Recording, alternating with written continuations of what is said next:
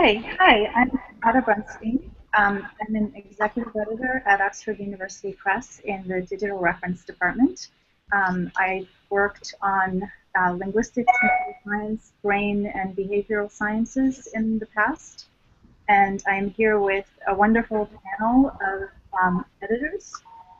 Jennifer Crewe is director of Columbia University Press and acquiring editor for Modern Asian Literature and Translation and for the press, as well as editor of Columbia's translations from the Asian Classic series. Brian Halley is senior editor of the University of Massachusetts Press, where he manages the press's American Popular Music, Studies in Print Culture, and the History of the Book series.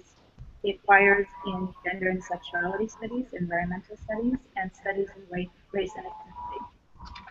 Christie is the editorial director for Science, Social Science, and Reference at the University of Chicago Press. He acquires new manuscripts and publications for general readers, specialists, and students in the life sciences. And Ivan Lett is the director of communications at Columbia University's Graduate School of Arts and Sciences. He has worked at Yale University Press's Publicity and Online Marketing Department. And at Columbia, he's working on initiatives to help students position their research and writing for publication. So thank you very much to all the panelists for being here. We're going to launch right into some general questions about the differences between various scholarly publishers, and then launch into some details about the process, proposals, and the process of getting a book published. So to start out with, when people are looking for an academic press, what should they be thinking about? How do they differentiate between the presses? How do they determine what press is the best fit for their work? Do you want to start, Jennifer? Yes, I'm having a little problem hearing you, but I think you asked what should people think about when they're thinking about what press to submit a manuscript to? That's right. Okay.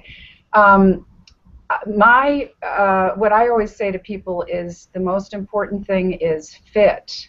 You know, how well does your book fit into the current program of the press that you're thinking about?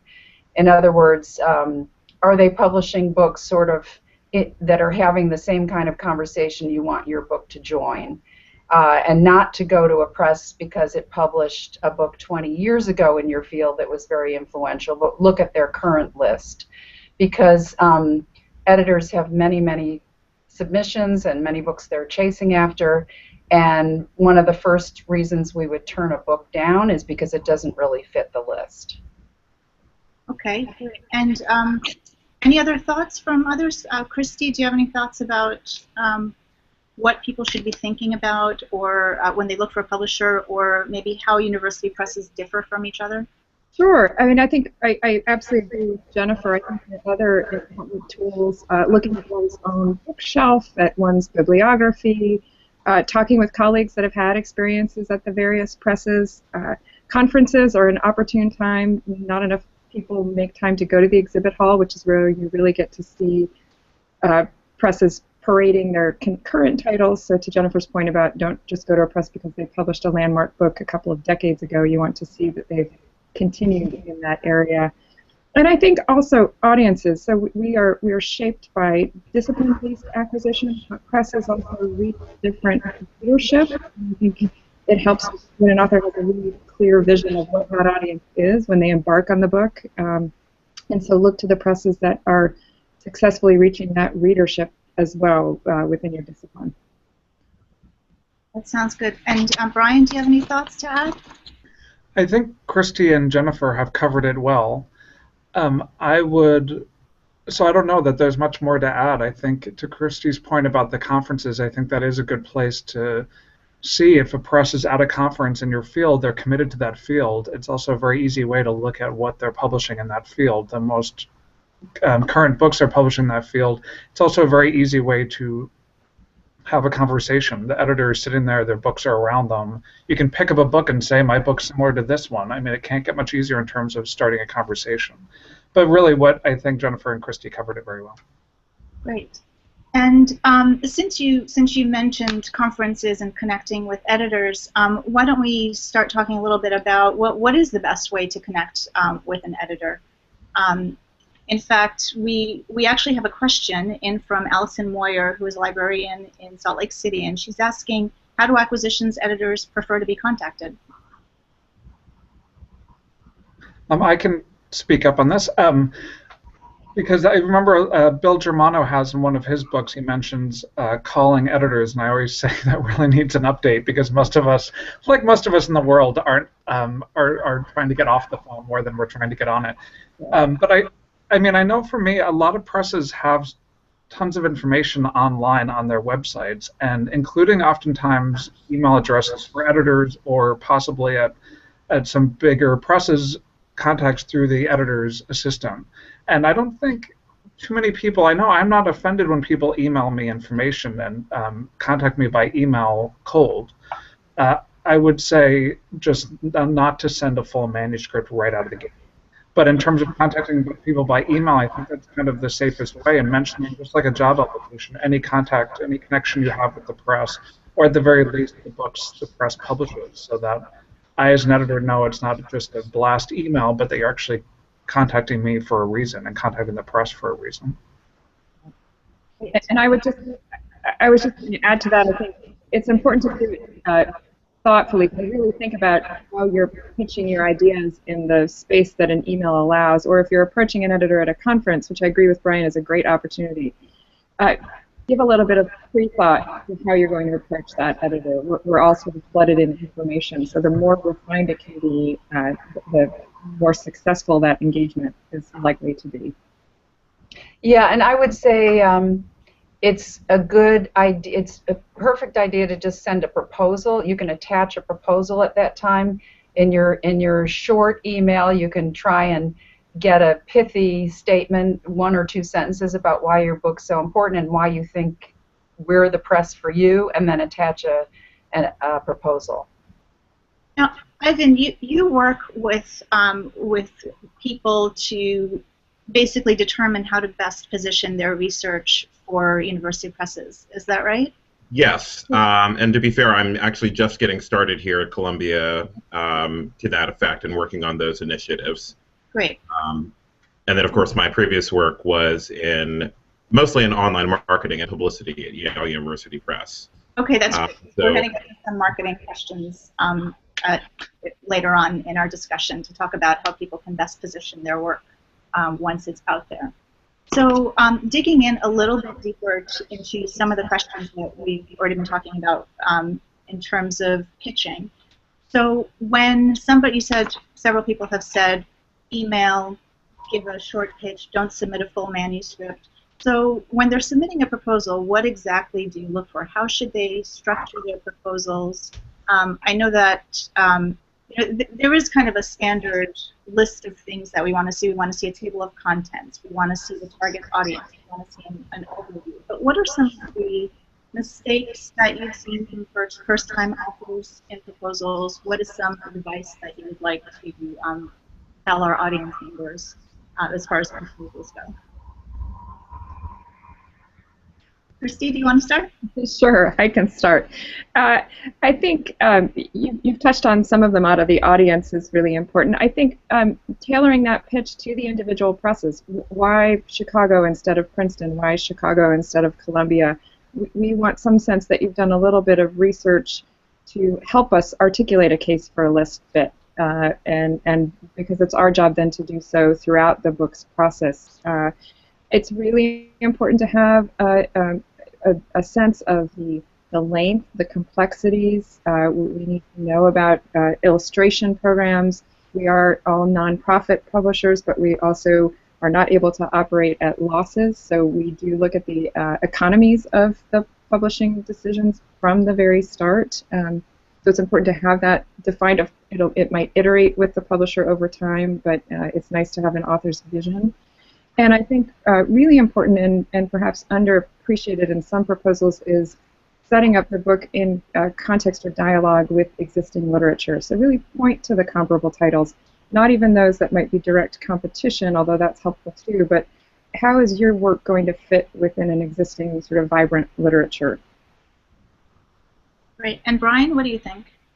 Well, One thing I always say is that people need to realize that the editor and possibly readers, if we send it out, excuse me, need to be able to visualize the full book based on that proposal. So it has to be consistent. Make sure that your abstract, your chapter outline, your comparable books, make sure you stay focused and really describe the book thoroughly. If there's any sample material, make sure it matches the proposal so that you can read the proposal and jump from the annotated table of contents right to the sample chapter and come back.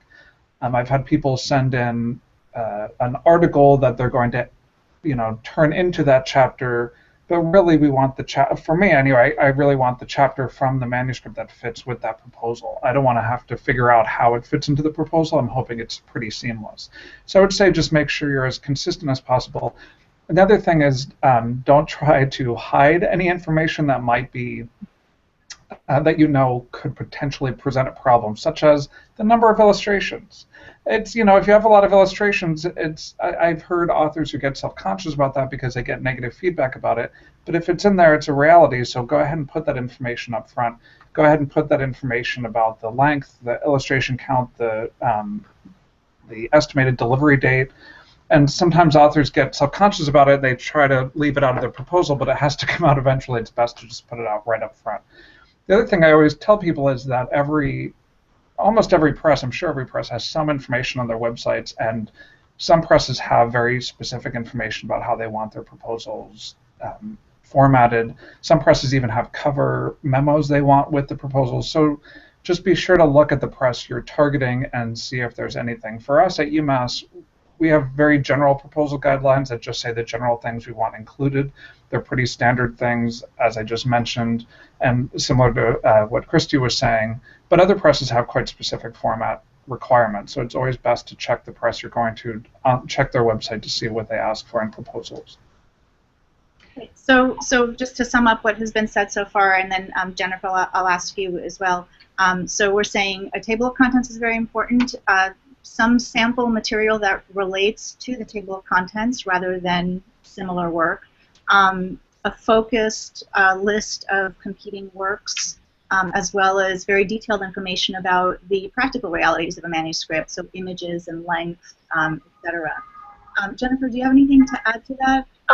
Yes, I would add two things. On the illustrations or other material, I would say it's important to be flexible, or to show that you can be flexible, so that if you want, in your heart of hearts, you want 100 illustrations, but you could get away with 30 or 50, say that. Say, ideally, I'd like X number of illustrations, but if it's too costly, I can scale down. Or if your manuscript is 160,000 words, which is a very long book, if you can conceive, some people can't, but if you can conceive of how it could be cut, you could say that I would take suggestions, or here's what I might be able to do if it needed to be cut.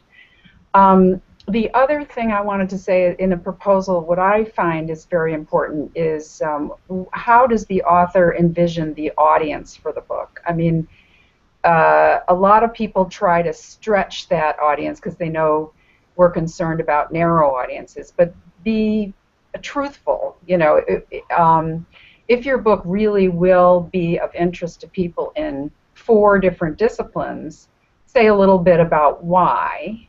But if it's really only going to be of interest to scholars in one discipline, scholars and students, just say that. If you think the book has any general interest potential that people outside the academy might read it, certainly say that and explain why, and maybe give an example of another book that has, in this general area, that's reached beyond the scholarly audience. And if you think it's a book that could be adopted for course use, again, explain why. But we want to have a sense that you understand that the book has to reach an audience beyond, if it's the first book, beyond the 4 or 5 people who were on your dissertation committee, and that you've thought about what that audience would be. Yeah, and so can you say a little bit more about how this, the specifics about the audience for a particular book, how that plays into a publisher's decision? So, for example, One of the reasons that it's important to really focus an audience in a proposal is because we need to know how our marketing department should position the book out there in the community. Is there anything more to add to that about the way what a person puts in the audience section of the proposal plays into the publisher's decision? Well, I'll just say quickly, it gives us a sense of whether we're on the same page. You know, it gives us a sense of, okay, this is what this person thinks the audience is. Is it the same as what I think? For example, if somebody thinks it's a trade general interest book and it clearly isn't, then we know that there's a kind of disconnect between the expectations the author has and the expectations we would have for the book. But it also it just helps us understand where the author is coming from. And we all publish different types of books. We publish trade books. We publish what we call academic trade, which are you know, not full trade books. We publish monographs. We publish course books. So it just helps us slot it in and make sure that we're on the same page with the author.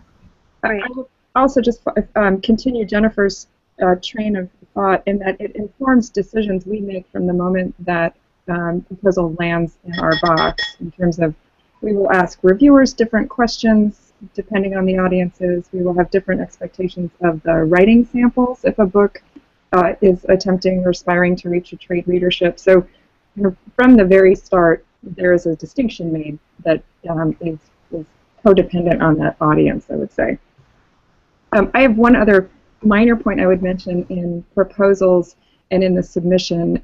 It's very helpful for editors to also know if that project is out for consideration with other presses. I would say don't be afraid to mention it. It's much better to be transparent from the start. It helps us a lot. And similarly, if you have sent it to, for presses that have multiple editors who might be appropriate, if you've sent it to multiple editors within the same publishing house, it's really helpful to make mention of that in your submission. That's a great point. I'm glad you raised that. So I just want to pause here for a moment. I see that many more viewers have joined us, and I just want to very briefly recap what we've addressed so far. We've been talking about how to contact acquisitions editors at various presses. You can do so by email directly to the commissioning editor, through their assistants at conferences. We've been talking about how to structure a proposal with a table of contents, a sample piece of writing that would be in the book as opposed to an accompanying journal article, for example. We've talked about the importance of audience in the proposal. So who is the target audience in very specific terms? Is it a general audience? Is it a very small group of scholars that are working in a particular field? Are you writing a textbook for an audience of undergraduate students? So these are very important things to specify in the proposal. One thing that we haven't talked about in the proposal, and we do have a question about this that came in from Lauren Spate, who is an author and an artist, and she's asking what qualifications does a university press look for in an author? So one of the other elements of a book proposal is an author bio. So what do you look for in your authors? Do you want to start, Brian? Sure. Can you hear me? Yes. Okay, I just shut down for a second. Can you repeat the question? I had a little technical glitch. I'm sorry. Oh, no problem. The question is, in the proposal, we usually ask people to submit a brief bio, a brief author bio. Mm-hmm. So what qualifications do you look for? How important, for example, is the seniority of the author, or what do you look for in the author's profile?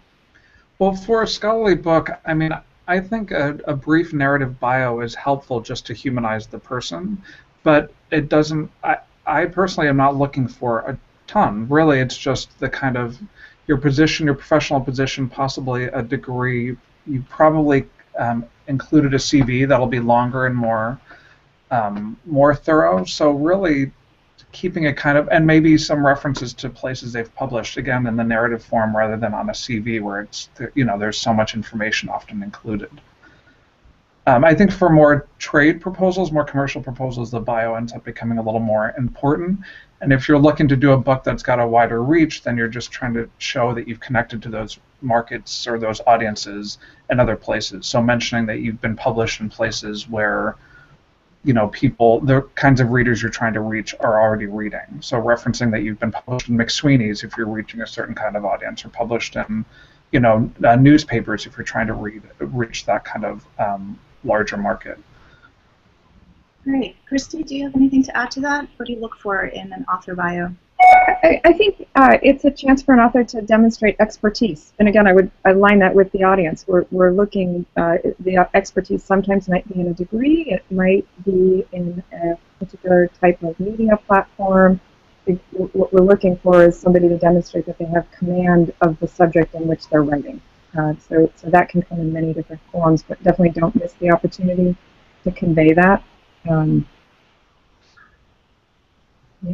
I'm going to bounce the question to you. What do you look for in your authors? You're asking me now? Yes. Sorry, I didn't hear. Well, I think Christie said just what I was going to say, that we want to make sure that this person is qualified to write this particular book. But we also, you know, we want to see if that author, it isn't usually the case for a first book, but sometimes it is if that author is published in a leading journal, one article from the book, that would be a chapter from the book in a leading journal would be a good indicator. But if the author has some kind of following, gives talks at conferences, is, you know, as part of the scholarly conversation in that area, that's what we look for. Yeah. So I just want to expand a little bit on this question of, I think several of you actually said that you're looking to make sure that the author is qualified to write about his or her particular area. Now, I know I've gotten some proposals in the past from authors who were very qualified to write in one area but had a growing interest in a related area. Maybe no track record really, but they were extremely passionate about a different area than what their publishing record indicates. Is that, can you say a little bit about how that would play in a proposal or an author bio? Christie, do you want to start? I mean, it's a really good question. I'm glad you've raised it, because of course we want people to take risks, right? If our lists would be so dull if people stayed in their comfort zones all the time. I think if somebody were taking on a new area or sort of pivoting perspectives, it would still be good to know kind of how they've made that sort of intellectual bridge. So maybe that doesn't appear in the bio, but maybe that appears somewhere in the proposal. I think I would want to see that the book isn't their first foray into this area. I'd want to see some evidence that they've given talks, that they've written blog posts, that they've started to poke around and build some momentum that associates them with this topic, which then I think becomes essential in sort of the marketing and promotion of the book too. So some sort of demonstrated maneuvering toward that new area. Great. Does anyone have anything to add to that point about authors pitching books in areas that are related to their areas of expertise, but maybe they don't have a publishing record established in that area? Jennifer, is there anything to add to that? No, I don't think so. I think it's harder when an author doesn't have much of a track record of publication, but if they do and those publications are successful and they make a good case, we like to give them the benefit of the doubt that they can do, write something that will be of great interest in this other area that they're working in. Okay, great. Well, so now that we've covered quite extensively, I think, the details of a proposal, what do university presses do once proposals are submitted and are intriguing to the acquisitions editors?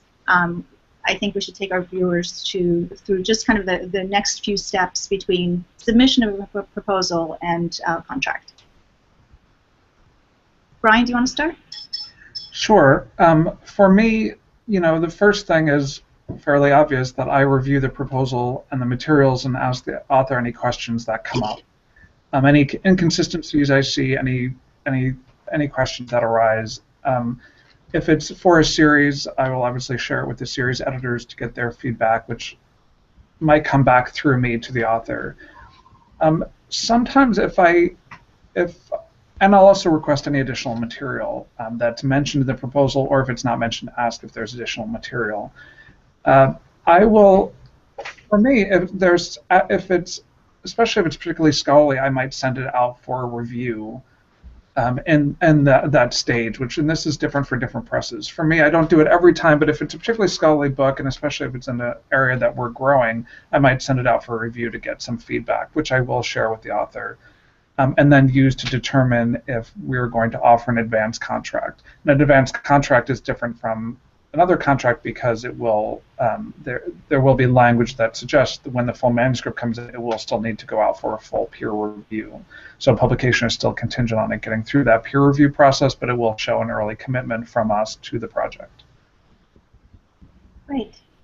Jennifer, do you have anything to add to that? Yeah, well, I think this is where, you know, different companies do things different ways. We if a proposal comes in and an editor is quite interested, or if the editor has been pursuing someone and is quite interested in their writing a proposal, the editor will prepare what we call a new idea memo, and it's discussed among the editors and the sales and marketing director and the publicity director at a weekly meeting. We just go over just a discussion about whether it looks worth pursuing, so that everybody can weigh in on it. The editor makes kind of pitch as to why he or she wants to pursue it, and we discuss whether it fits, you know, what would be the pros and cons, maybe, but and then give some editor, if it's an interdisciplinary book, one of the editors might say, oh, you might try this person, or you might try that person to review it. So if we decide, if it passes that hurdle, then the editor will send it out for review. And if the reviews come back favorable, then the editor will bring it to the basically that same committee with the reviews. And although we don't have two different types of contracts, we just have one type of contract. We don't have an advanced contract, but we do send out a contract if a book is signed up on the basis of a proposal and sample chapters, and we do the same thing. We get it reviewed again when it comes in, and it has to review well for us to proceed to editing and production. Great. Oh, I forgot the key, which was our faculty publication committee. That, you know, once it passes I can't forget that. Once it passes our in-house group, then we take it on with the reviews, not with the financial information, but with the reviews to our faculty board, and they're the final say whether we can offer a contract or not. Ivan, I wanted to loop you in and ask you, you know, normally we think of publicity marketing as something that happens at the later stages of book publishing. You know, how do you get the book out there? How do you bring as much of an audience as possible to each book? But while we're talking about the early stages of submitting a proposal and putting together an author bio, is there anything authors can do to position themselves in the right way in these early stages? Definitely. You know, I think it even goes into what is included in your proposal. You know, sort of like Brian and Jennifer were saying, number one, you have to be consistent throughout the production and assembly of the project. And then at the same time, you also have to know from the beginning who your audience is. The same sort of takeaways and talking points that go into your editorial pitch are ultimately the same as the marketing pitch in the end. It's very helpful for us to be able, as marketers, to be able to take those primary talking points or, you know, revolutionary ideas that may be in somebody's text and pitch them exactly as they are, what they are. Ideally, they are incredible, engaging, thought-provoking, and that sort of, again, that sort of consistency in thinking about, you know, what your book is trying to accomplish and who the audience is for that is incredibly important. I think some authors definitely get a leg up by, you know, having shorter versions of essays appear as articles or blog posts, and then, you know, they have a social media following that adds to the presence that they have in advance of publishing the book. So you know, theoretically, if you already have articles out there, you already have a strong social media following, that's a clear indication to publishers that your book has an audience and a follower and a following already existing. Great. I think those are really important points, and I'm wondering, to what extent do editors want to see some of the points Ivan just mentioned, social media presence, followers on Twitter, for example, a blog post? How much of that do you want to see in a proposal? Christie, do you have any thoughts? Yeah, I mean, I think we want to, it depends on the quality, right? I mean, we still haven't figured out how that social media footprint translates into book sales or book reputations yet. It really depends, I think, on how well someone has carved out a niche. I mean, if you have developed that following because you're tweeting or blogging in areas in which you're going to be writing about, then I think we see a greater sort of causal relationship. I guess I would rather sort of know if it's pointed and focused and not just social media noise. I mean, I think if there's some way to spin it that it actually has relevance to the project, that's quite helpful. You know, we look for platforms. So authors' platforms come in various sort of shapes and species, and I think social media is one of them. A regular presence at meetings, giving talks is another. Writing widely in journals is another. So I think, you know, as you're building the case for you as an author, social media is important. Jennifer, do you have anything you want to add to that?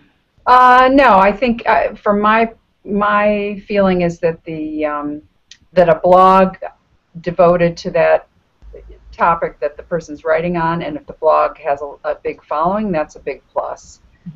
Probably more so than the Twitter. And also, as Christie said, how many times you're going around the country giving talks on this topic or going to conferences. A presence at conferences is a big plus too. Ivan, jumping off of Jennifer's point about conference presence, quite apart from social media, are there sort of marketing publicity efforts that authors can make at conferences to give themselves visibility, again, in these kinds of early stages of pitching books? You know, I think we sort of started with the idea of conferences being a good place to meet an editor in the first place, and I definitely agree with that. You know, it's tricky to say. You know, if you have, of course, a history of appearing at academic conferences or professional conferences and speaking, that gives you naturally a little bit more visibility at those places. Whether or not, you know, you have someone to book those events for you, or if you have a lecture agent, or for certain authors who tour and give talks around the country, those certainly can add to the attractiveness of what someone is going to be able to do in marketing and publicity. Again, it's about consistency, and on the marketing and publicity side, we want to know that the author can deliver exactly what fits best for them. And so whether that is, you know, speaking at conferences or giving lectures, or if it's tailoring to audiences on social media, you know, it's about making sure that that matches both the author's profile as well as the subject matter for the book and how we plan to disseminate information about it. Great, thank you. I want to switch over. We have two questions that have come in, and I just want to make sure we address them. So one question that just came in is, how should prospective authors contend with pitching their proposals and sample chapters to multiple presses at the same time? And Christie, I think you touched on this a little bit in your response earlier. Do you want to just go over that a little bit again?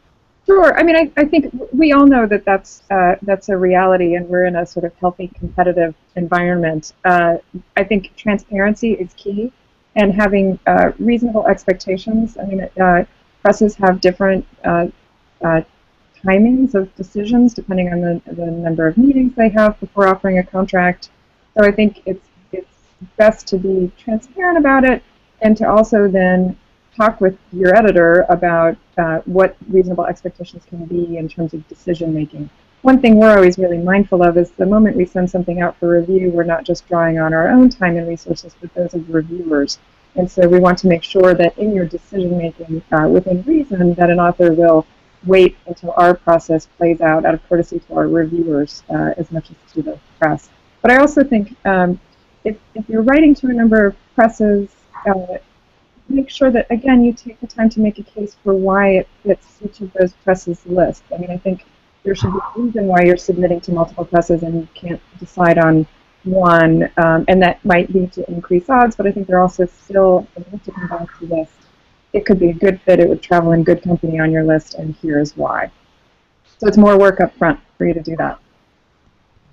I would also, if I could jump in, I just also say that I know I have a friend at a smaller university press who often just won't look at something if it's being also submitted to, say, a much bigger press, because she feels that she would be wasting her time. The author would obviously go to the bigger press or something like that. So it is kind of a good idea to say, do you mind? I mean, if maybe write to your favorite press and then say, do you mind if I send this out to one or two others? That's a good point. Great. Okay, so I just want to take two more quick questions about this early stage of submitting, and then I'd like to move over into managing the process from contract to manuscript submission, and then marketing and publicity. So the two remaining questions are, someone is writing in, how should we select a sample chapter to accompany our proposal? Is it to the author's advantage or disadvantage if the sample chapter has already been published in a scholarly journal? Brian, you had alluded to this earlier. Do you want to expand on that a little bit? Yeah, this question comes up a lot, so it's a good question to have here. I think I don't have a particular, I never know how to answer in terms of which chapter to submit. I don't know that it necessarily matters. I would just say, and I don't think it's a problem, I know for us it's not a problem if a chapter has appeared in a scholarly journal as an article. It should be the chapter should be different from the article to an extent. The chapter, and that's why I mentioned earlier, I don't think a chapter should be submitted as an article. It should be submitted as the chapter in the manuscript. You should be able to see how it fits into that manuscript. Maybe there's segues in the chapter to show how it connects to the rest of the manuscript. And if anything, I think it's best, and this I think goes back to something Jennifer had mentioned, it's best to spin the fact that that chapter appeared in a journal to show that you're speaking to that scholarly community, that you're maybe promoting you've promoted your work, that people recognize your work. I think it differs on the press in terms of how many chapters you've published as articles. I've had that question a lot when people say I've published X number of chapters as articles or portions of chapters. And again, for us, I think we're aware that if you're working with a dissertation to start with and you're revising it, that you're trying to get the most out of that dissertation you can. But what we don't like is to have the kind of condensed version of the book published in article form, and then the book be the more expanded version. So if one chapter is very discrete, or a couple of chapters are quite discrete, and you can convert them into articles, again, that are different from the chapters, that's not a problem for us. It will be something for you to work on later in terms of permissions, but that's something to deal with later. And so I don't think it's a problem. And I would only say in terms of the sample chapter, to submit it as a sample chapter from the manuscript. Great. And the final question that I want to take, this came in over Twitter, is just a little bit more clarification on a point that Jennifer raised earlier. You mentioned the faculty board that has to approve proposals. So several presses have this process of submission, proposal submission, reviews, acquisitions, editor likes the project, but then there's another layer of approval. Can you just go over that? Yeah. Do they approve all of the projects? Well,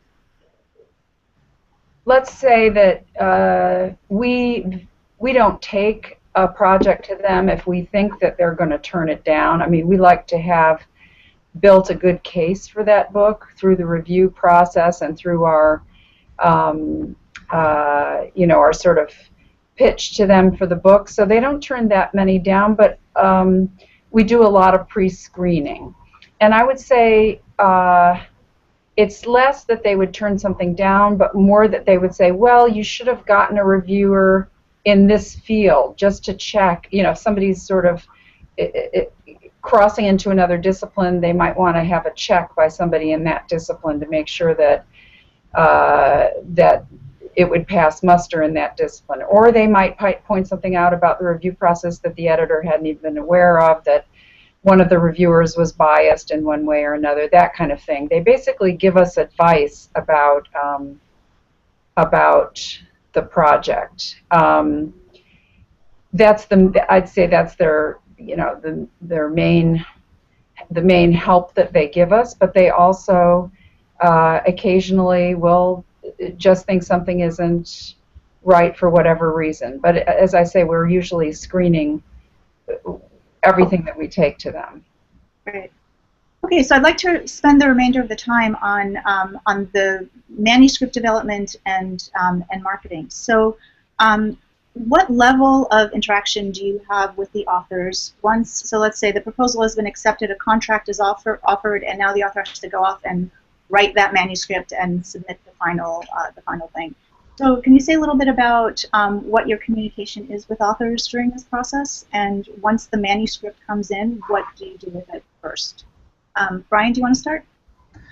Yeah, for us, I mean, I think this is a reality in our current scholarly publishing landscape, that there's not as much. Sometimes people are surprised there's not as much hands-on help with the writing and the full manuscript especially for really scholarly books.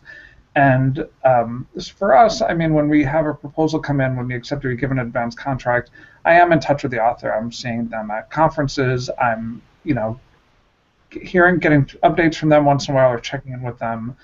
But, you know, I know for me, in terms of my time management, I don't want to see chapter by chapter, which authors have said, oh, can I submit a couple of chapters at a time? And I think I really have to see the whole thing at once. I can't kind of, you know, be too closely kind of a writing coach during that process. But the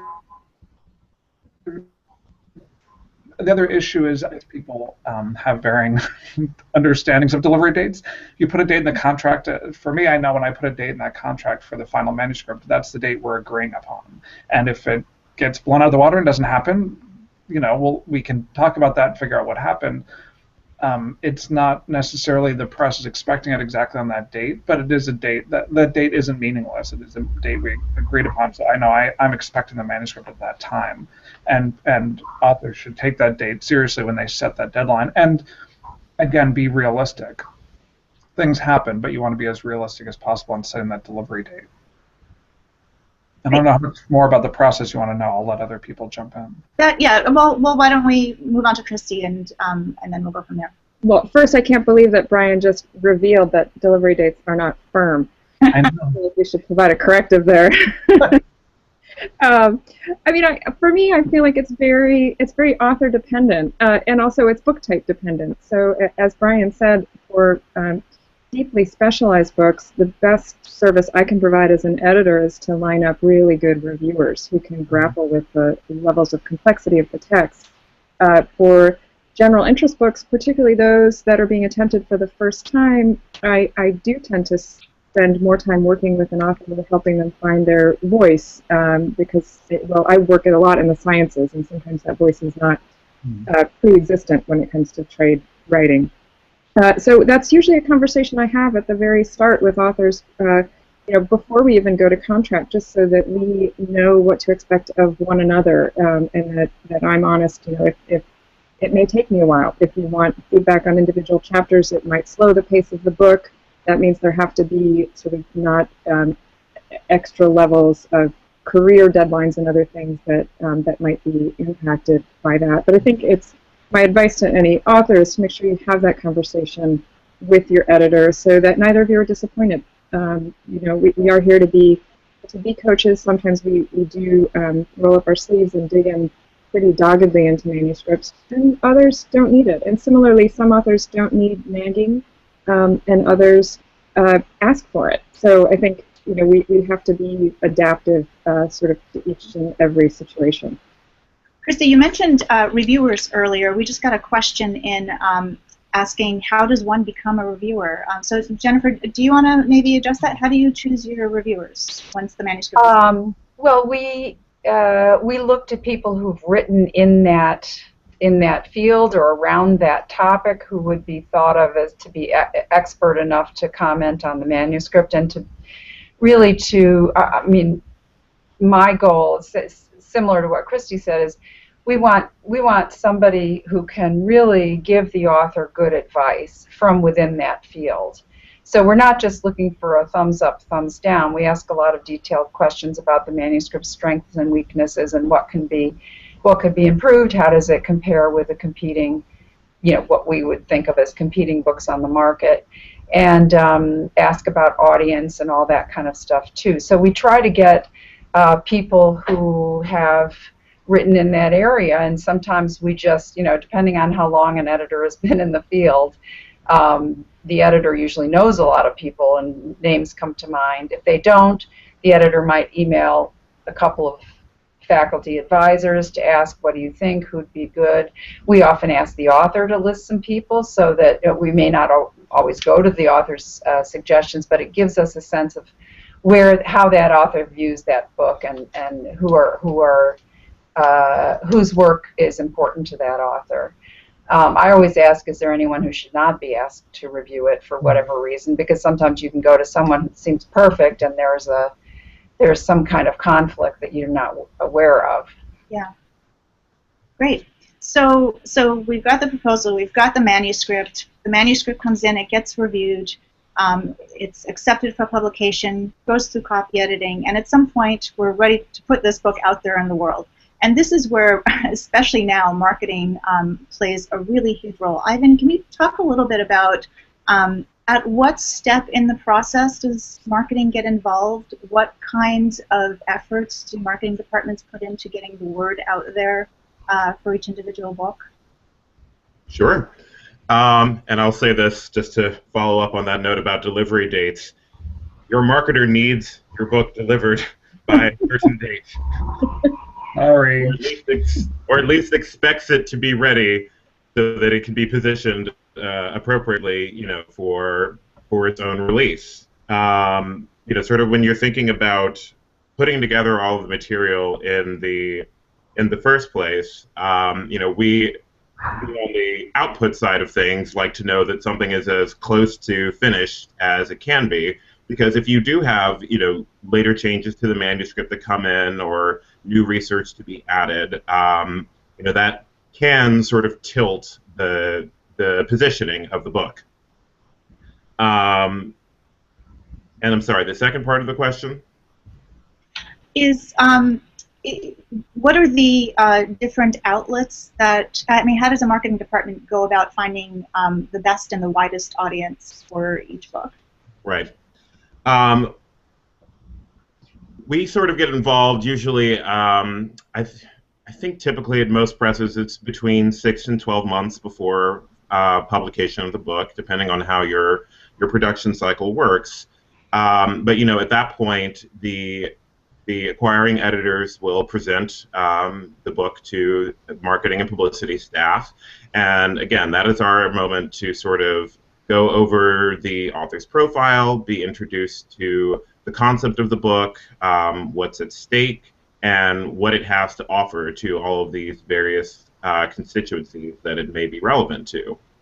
And in thinking about where a book fits or lands in that sort of marketplace, we of course think about books being intended as trade or general interest books. Some are more definitely. University presses publish plenty of monographs, and so they are more academically driven in that sense. And then, of course, there are also books that are intended for course use or pedagogical use. All of these things put together make up the differences in terms of how marketing and publicity thinks about putting the book out there.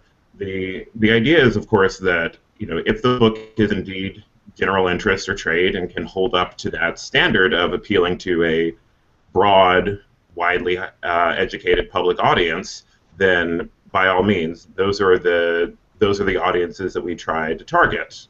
You know, it could be the Wall Street Journal, it could be the Atlantic, it could be Slate, in the, excuse me, in that sense. But just because something is an academic book doesn't mean that there aren't necessarily potential places to have it covered and outlets to market it in. It's just they become a little bit more specific and a little bit more niche oriented to the subject matter at hand. Can you say a little bit about how the marketing and publicity departments work with authors? In other words, what can authors do? Should they be setting up you know, speaking events? Do the publishers help them with that? I think our viewers might want to know a little bit about how that, what they can do and how the relationship, the marketing relationship works between the publisher and the author. Mm-hmm. You know, I definitely think that it's always important to have marketing and publicity in mind from, you know, even from the proposal stage. You know, these are usually very dense academic and complex ideas that are being presented, and what you really want to be working at in terms of, you know, how you're envisioning the book and how you're even going through with the writing is, of course, making it accessible to the audiences that you want to reach. As far as working with the publisher and marketing and publicity staff to do that, you know, it's very helpful when authors sort of come ready with ideas, both good and bad, about what they can be doing to provide content for some of the marketing and publicity campaigns. And so if you've already given thought to, of course, how your book is publicly facing and what interest it has for people even, you know, beyond the academy, that's as good of a starting place as any in terms of helping marketing and publicity tease out the relevant sorts of ideas and that are going to be most amenable to readers and buyers. And you mentioned earlier the importance of timing, keeping to the submission date and talking to marketing early on. What would you recommend authors, what kind of marketing would you recommend authors do for themselves along the way? So for example, we probably wouldn't want authors a year in advance of publication tweeting a lot about, hey, I've got a book coming out next year, right? You would probably want more more in the form of an author putting himself or herself out there with the content, not announcing a book a year in advance, right? Can you speak a little bit to that point, just the timing of author marketing? Sure, and timing is very specific. You know, there's a very limited window, certainly when it comes to publicity efforts, for book review placement, and we all know that that landscape is shrinking in the first place.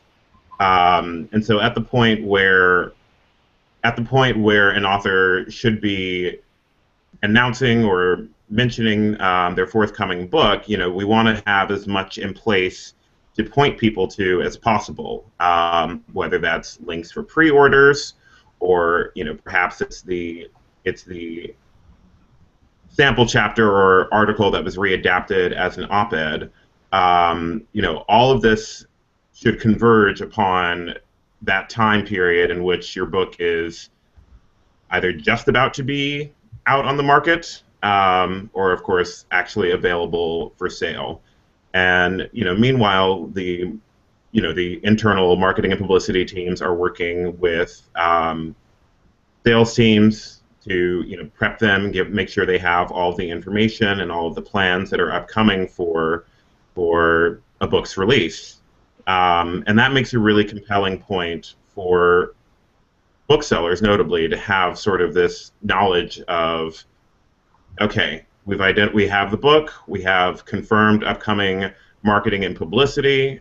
It'll be happening within this window of time when books are when books have shipped and then will be available for purchase. It all creates a nice little buzz cloud right around the period of the book's release. And that's what's most helpful for marketing and publicity, is to be able to say, this is what's going to happen on this day, this is what's going to happen on this day, and we know that there is going to be additional noise or public conversation that can be driven behind whatever activity is going on. This could be an event, this could be the publication of an article or an op-ed in a certain outlet, this could be somebody's social media profile. Whatever the noise is has to coordinate with the release of the book. Great, that's very helpful. Thank you. Can I just add one thing to that? I think that was a great kind of focus on how to coordinate publicity. But I also just wanted to say, as an editor, I feel like many authors miss the opportunity for softer promotion once the contract is signed. I often go to visit their author bios or their faculty bios on websites. There's often a lack of mention of a forthcoming book. When they review other books or publications, they have an opportunity in their bio to say that their own work is forthcoming.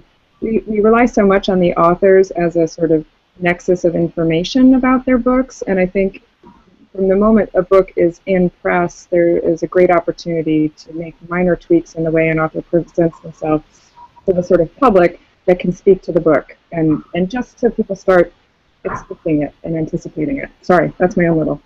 So a little bit at the start. No, I think you're absolutely right, Christie. And forgive me if that at all sounded like I'm not encouraging people to shamelessly promote their book whenever they can. They could.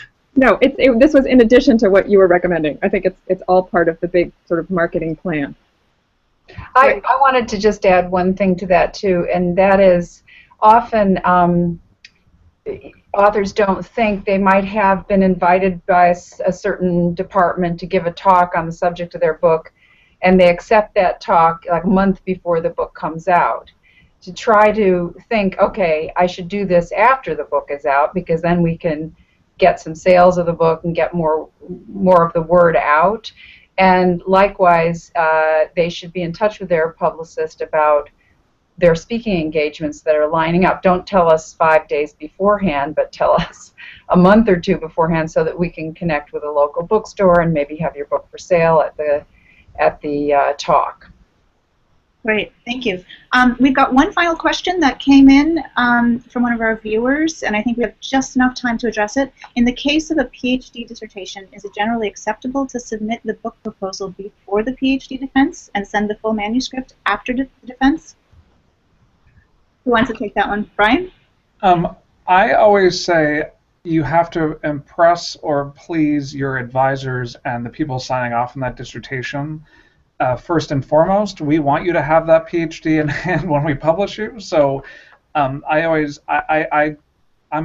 to have conversations and have relations. I think we build a lot of good relationships with graduate students, especially in growing subfields. Sometimes graduate students really have the most energy and are doing really interesting work. But ultimately, in terms of actually getting a manuscript, I think you're probably better using your time finishing that PhD and having the degree in hand before creating a proposal. And again, the sample chapter I want to see with the proposal ideally is revised from the dissertation. So it's hard to know how that could be done if you haven't completed the dissertation.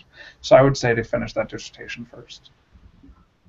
Anybody have anything to add to that? Well, I would say, I mean, I think it depends on the field, but most dissertations are not books, and you probably need to work on that for a good 6 months to kind of de-dissertationize it and make it into a book that's for an audience of more than 5 people before you send it to an editor at a press. And we have a great book on that. Yeah. Bill Germano, who many people know, From Dissertation to Book. I would suggest an alternate title, How to De-Dissertationize Your Book. Jennifer's word. Great. Okay, wonderful. Yeah, closing. I can just throw in again what I was saying about accessible writing. I think a lot of people writing academic books are afraid that sort of opening up their research or opening up their writing style means that we're asking them to dumb it down, and that is absolutely not the case. It's just a matter of thinking about the changes or the parts of your research or your dissertation that are going to be most relevant to a public-facing audience. And that in itself is an exercise in writing and editing and rethinking everything, but it's a necessary one to put it out there on the marketplace. That's a great point. Thank you for raising that. All right, we're out of time, but thank you so much to all of you, Jennifer, Crewe, Brian, Halley, Christie, Henry, Ivan, Lett. Thank you very much, and we'll close with that. Thank you. Thank you. Thank you.